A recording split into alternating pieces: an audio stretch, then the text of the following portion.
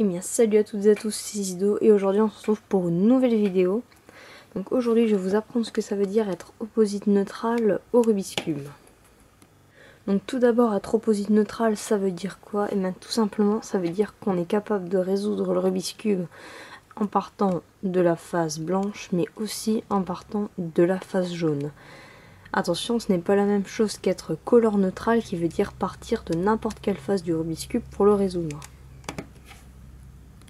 À quoi ça sert d'être opposite neutral? Et bien tout simplement, par exemple, sur un solve où vous allez avoir, où vous savez que résoudre par la croix blanche, il peut arriver que des fois la croix blanche soit totalement pourrie et que ça vous prenne plus de 4-5 secondes à la faire.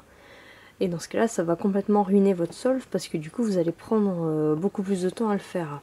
Alors que si vous êtes opposite neutral et que vous avez une croix blanche pourrie, et bien il est fort possible que votre croix jaune, elle soit pas pourrie du tout et que du coup vous puissiez faire un bon solve. Donc ça veut dire que par exemple si vous êtes comme moi, vous tournez autour de 15-16 secondes, au lieu de faire que la croix blanche et du coup de faire un solve à 18 qui va ruiner votre AVG, et ben vous pourrez commencer par la croix, la croix jaune pardon, et du coup faire un solve à 15-16 pour faire un bon AVG.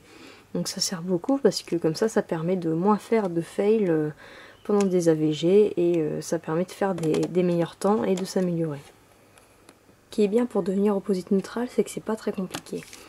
En fait, comme vous faites votre croix vers le bas, vous savez sur la face blanche que le vert est à gauche du orange.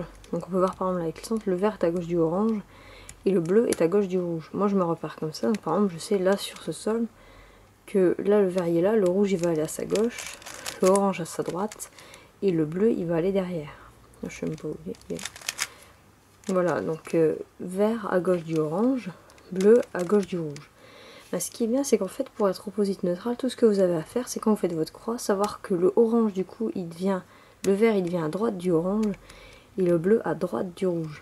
Donc en fait c'est pas très compliqué. Donc vous êtes là, au lieu de vous dire tiens là j'ai le rouge il va aller à gauche du vert, non il va à droite. C'est juste en fait ça qui est inversé.